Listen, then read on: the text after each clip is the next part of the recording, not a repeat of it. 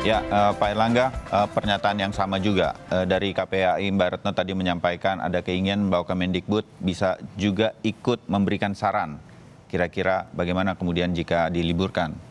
Ya, jadi ini kan surat edaran dari Menteri Pendidikan Pertanggal 9 Maret kalau saya tidak salah ya. Betul. Pak, ya? Okay. Jadi pertimbangan itu sudah sangat luar biasa ya. Jadi dari berbagai macam sisi segala macam semua dan para expert ya segala macam semua termasuk para pengambil kebijakan ya. Dan juga kita koordinasi dengan KSP, kita koordinasi dengan Kementerian Kesehatan dan lain sebagainya. Sehingga kemudian lahir Permendikbud nomor 3 tahun 2020. Jadi bukan Permendikbud, surat edaran Menteri Pendidikan dan Kebudayaan. Jadi itu kita memberikan rekomendasi kepada pemerintah daerah ya agar kalau misalnya meliburkan ya, tapi meliburkan ini dengan pertimbangan yang betul-betul sangat komprehensif ya.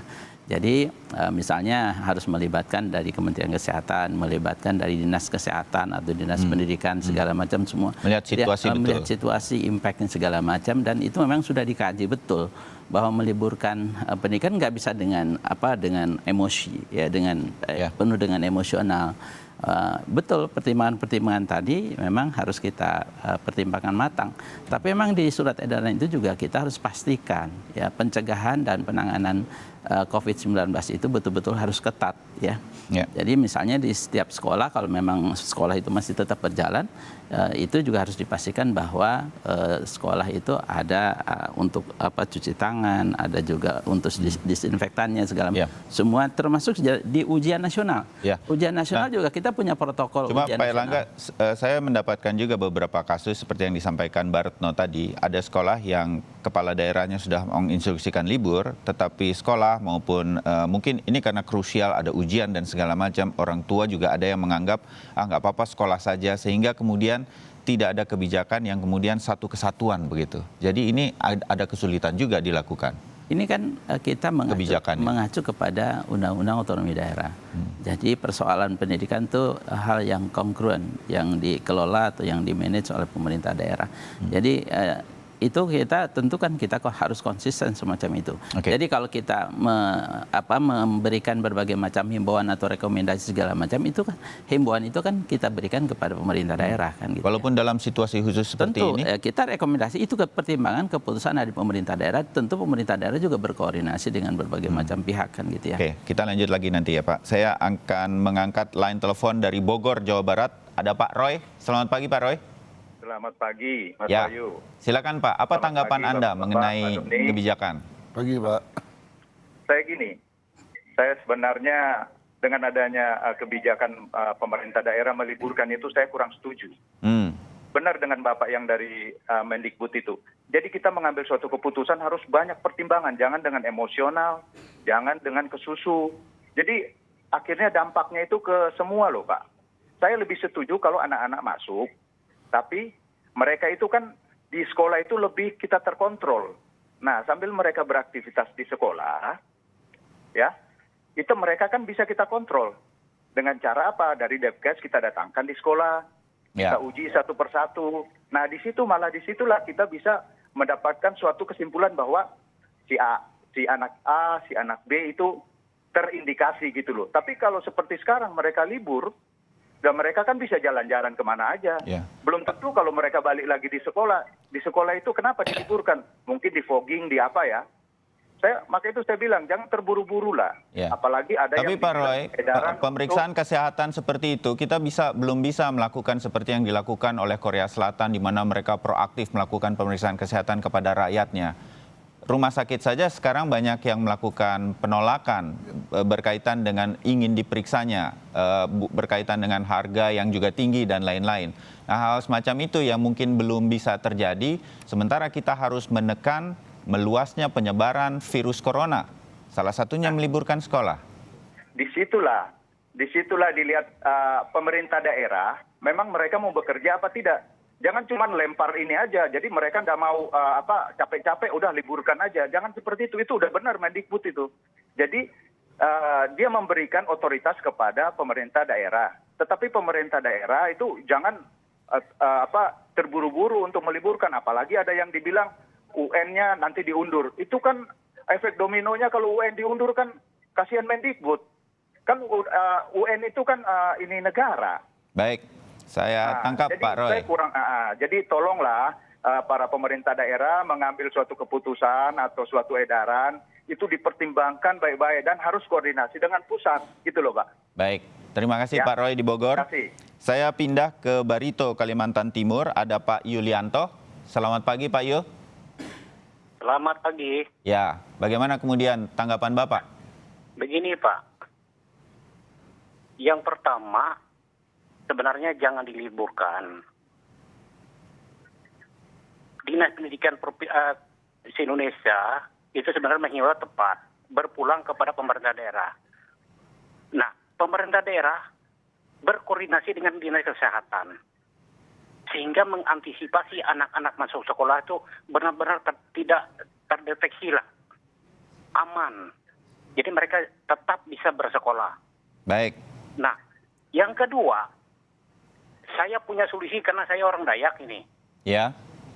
Ada namanya akar penawar sampah ini. Apa itu? Itu kalau obat diminum herbal satu begitu, gelas, Pak? Obat ya, kalau diminum satu Oh. gelas, ular aja nggak berani gigit itu. Hmm.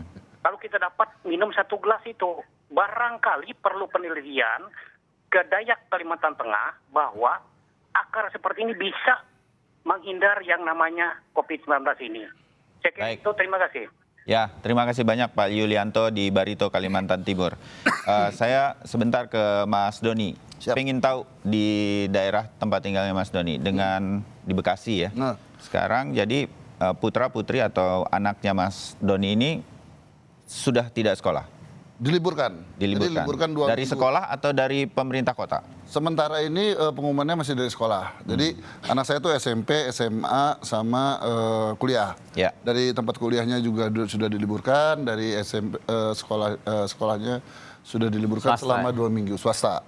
Ya, dan kalau saya kemarin berkoordinasi dengan kepala daerah Bekasi dengan Pak Rahmat Effendi, beliau sampaikan akan dikoordinasikan. Memang beliau masih melihat sejauh apa penyebarannya di Bekasi. Jadi mungkin saya belum tahu karena pagi ini saya belum berkomunikasi dengan beliau. Mungkin pagi ini beliau sudah memutuskan untuk meliburkan. Jadi memang di Bekasi kan sudah ada beberapa korban yang sudah teridentifikasi bahwa dia terkena virus juga. Jadi Ya. memang mungkin beliau akan sampaikan penyebaran virus ini sehingga sekolah akan diliburkan. Karena ada beberapa sekolah di Bekasi yang sampai 3 minggu mereka meliburkannya. Ya. Gitu. Jadi memang sudah dicegah dari efek dominonya itu yang harus dicegah. mungkin. Ya, karena bisa melakukan penyebaran dari apa yang kemudian ketika anak-anak ini bergerak dari satu tempat ke tempat yang lain, kira-kira Ya. begitu. Tapi saya maaf saya potong. Tadi emang dari Bogor itu saya Pak saya memang dulu kemarin itu saya masih berpendapat sama seperti Bapak. Kenapa tidak disekolahkan saja? Karena itu kan kita di sekolah mungkin lebih terfokus dan Ya. lebih terawasi.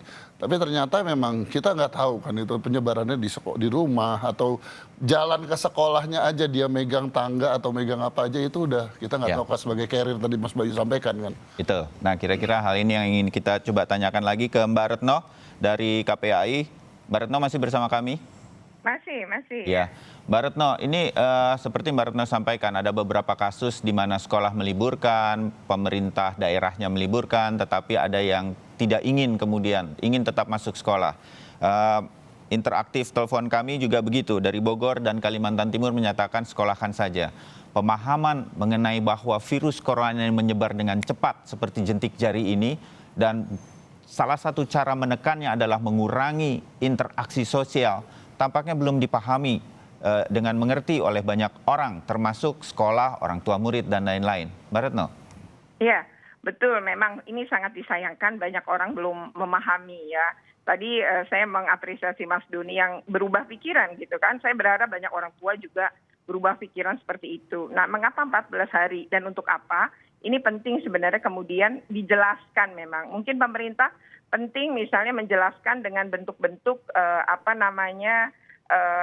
lewat aplikasi WA gitu ya, bentuk infografis yang lebih dipahami lah ya. maklum himbauan ini kan memang nggak disertai penjelasan yang memadai. Misalnya bahwa 14 hari itu sangat penting dan harus disertai tindakan kepatuhan. Kemudian 14 hari itu mampu menghentikan laju penularan dan 14 hari itu sebenarnya mampu menyelamatkan ribuan orang. Ini yang harus ada di kepala setiap orang gitu, terutama nih para orang tua dan lebih-lebih lagi adalah pengambil kebijakan. Kemudian yang kedua adalah selama 2 minggu itu sekolah atau daerah bisa melakukan sterilisasi dengan disinfektan tadi. Jadi sekolahnya kemudian dibersihkan, misalnya tangga, pintu, benda-benda yang memungkinkan di mana virus atau sejenisnya kemudian ada. Nah dengan meliburkan ini kan ada proses di mana sekolah bisa disteril tadi. Kemudian yang kedua adalah tadi ketika ada anak yang kemudian ternyata dia adalah atau dia sudah tertular atau gurunya itu kan kemudian bisa segera mendapatkan pertolongan. Kan begini ya, kalau kita membiarkan ini terus terjadi dan ribuan gitu mungkin jutaan orang kemudian tertular, apakah rumah sakit kita siap menangani? Kan tidak. Kita akan kewalahan. Jadi memang caranya adalah kita memang tentu semua bisa saja terkena. Namun kalau kemudian proses ini adalah gantian atau ada proses tadi ya jeda memastikan, maka orang yang sehat tetap bisa kita jaga sehingga dia kemudian tidak tertular. Ya ini ya pemahaman ini menurut saya penting betul kepada setiap orang. Oke, Mbak Retno sedikit berhubung ada Pak Erlangga Mardiana di sini dari Kemendikbud. Kita mengerti bahwa Pak Erlangga tadi menjelaskan, Mbak Retno, bahwa bukan wewenang Kemendikbud untuk kemudian mengeluarkan kebijakan untuk meliburkan sekolah karena itu sekarang sudah di otonomi daerah. Apa yang kira-kira dalam situasi khusus seperti saat ini kita sedang mencoba menekan penyebaran, sekali lagi mencoba menekan penyebaran virus corona dengan mengurangi interaksi sosial, sekolah dan kampus salah satunya. Apa yang sebetulnya bisa kita titipkan kepada Kemendikbud melalui Pak Erlangga menurut KPAI? Oke.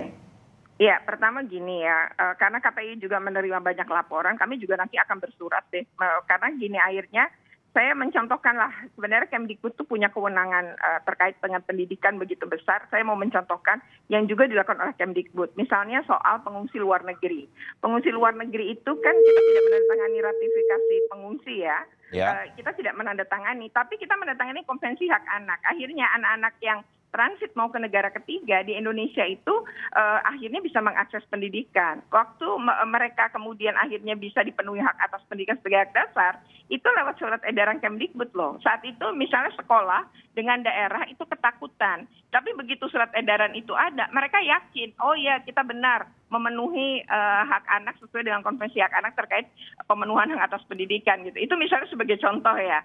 Maksud saya betapa Kemdikbud itu sangat berpengaruh di daerah. Jadi ketika megang surat edaran, pada edarannya itu ditandatangani oleh sekjen loh, bukan oleh menteri. Itu membuat mereka lega dan bisa melakukan dan merasa itu tindakan yang benar. Jadi menurut saya untuk kasus ini apalagi ini urgent dan untuk bangsa kita sendiri ya. Jadi sebenarnya nggak apa-apa mengeluarkan satu perintah dalam upaya perlindungannya. Semua orang maklum, saya yakin itu. Baik, Mbak Retno terima kasih. Saya cukupkan Mbak Retno sampai di sini. Terima kasih sudah bergabung bersama kami melalui line telepon. Assalamualaikum Mbak Retno. Ya, Pak Erlangga. Jadi sebenarnya ini kita masih bisa berharap ada pertimbangan-pertimbangan tentunya. Jadi klarifikasi yang sesungguhnya dari surat edaran itu tidak menutup untuk ditutup kemungkinan untuk diliburkan ya. Tetapi di surat edaran itu menyebutkan bahwa jika diliburkan ya tentu kan ini harus dengan pertimbangan masak. Ya dengan melibatkan dinas pendidikan, dinas kesehatan ya dari masing-masing bahwa pergerakan anak-anak sekolah dengan para penjemput dan pengantarnya, guru-gurunya dari manapun bergerak secara sosial itu kan memperbesar peluang kita memperluas penyebaran virus corona. Itu masih kurang. Betul. Alasan tersebut. Betul. Itu penting ya. Termasuk sekarang kita apa yang lebih penting lagi daripada itu pada saat ini untuk Indonesia? Itulah kita rekomendasikan seperti itu. Kita rekomendasikan seperti itu dan kita buat ada pedoman. Pedoman resiko rendah, pedoman resiko sedang, pedoman resiko tinggi gitu ya. Jadi itu kita buatkan semacam itu termasuk di dalam meliburkan ya. Jadi di dalam pedoman itu sudah kita tetapkan bagaimana guidance yang harus kita berikan kepada pemerintah daerah, kepada semua gubernur, semua bupati dan wali kota. Jadi kita tidak berlepas tangan dan kemudian kita menganggap bahwa kita tidak, yang dalam tanda petik tadi tidak punya kewenangan. Kewenangan kita adalah memberikan rekomendasi, ya, memberikan arahan, memberikan guidance, ya. Jadi itu karena otoritas, ya, pendidikan itu ada di pemerintah daerah, dan juga mungkin menurut Bapak Presiden juga setiap daerah itu kan tingkat resikonya kan berbeda-beda. Ya, oleh karena itu kepada pemerintah daerah silahkan untuk mengambil keputusan semacam itu kan gitu ya. Jadi dan apa di dalam protokol pendidikan itu dicantumkan bahwa kita harus bisa memberikan perlindungan, ya, kenyamanan, yang harus diketahui oleh setiap anak, orang tua, guru, kepala sekolah untuk dapat dipastikan bahwa mereka itu tahu bagaimana melakukan pencegahan dan penanganan COVID-19. Jadi sampai sekarang Kemendikbud masih melihat rekomendasi ini diberikan kepada pemerintah daerah. Kita tangkap itu, Pak, dan tetapi masukan-masukan yang berlangsung termasuk dari Mas Doni, dari KPAI, mudah-mudahan terus menjadi masukan bagi Kemendikbud, dan jangan, bagi saya secara pribadi dan kemudian mungkin banyak pihak lain, bagaimana mencegah meluasnya penyebaran virus corona di Indonesia ini. Saya rasa Pak Erlangga tolong titipkan ke Pak Menteri Nadiem. Saya nggak mau manggilnya Mas Nadiem karena sepertinya junior begitu. Padahal punya kebijakan-kebijakan yang sangat krusial untuk mencegah penyebaran ini. Tolong dipikirkan bagaimana kemudian rekomendasinya bisa lebih ajak, bisa lebih satu kesatuan, dan melindungi anak-anak kita di sekolah. Maksudnya harus diliburkan untuk seluruh Indonesia gitu? Kalau memang memungkinkan dan memang itu lebih penting, tentu kenapa, Pak? Kalau meliburkan untuk seluruh Indonesia, tentu kan kita harus koordinasi semua. Ya, ada namanya satuan tugas, ada Badan Nasional Pencegahan Bencana, lalu Kementerian Kesehatan, semua. Itu memang titipkan ini, Pak, titipkan ini agar ini dibahas menyeluruh untuk kepentingan yang lebih baik bagi bangsa kita. Saya rasa mudah-mudahan kita titipkan ini semua hasil ngobrol kita pada pagi hari ini. Terima kasih. Mudah-mudahan nanti ada keputusan yang membuat kita lebih aman, kira-kira begitu, Pak, untuk anak-anak kita terutama yang ada di sekolah. Pak Erlangga, terima kasih waktunya. Mas Doni, terima kasih waktunya. Dan saudara, itu pembahasan kami mengenai apa yang dibuat oleh kebijakan dari Kementerian Pendidikan dan Kebudayaan mengenai sekolah pada hari ini.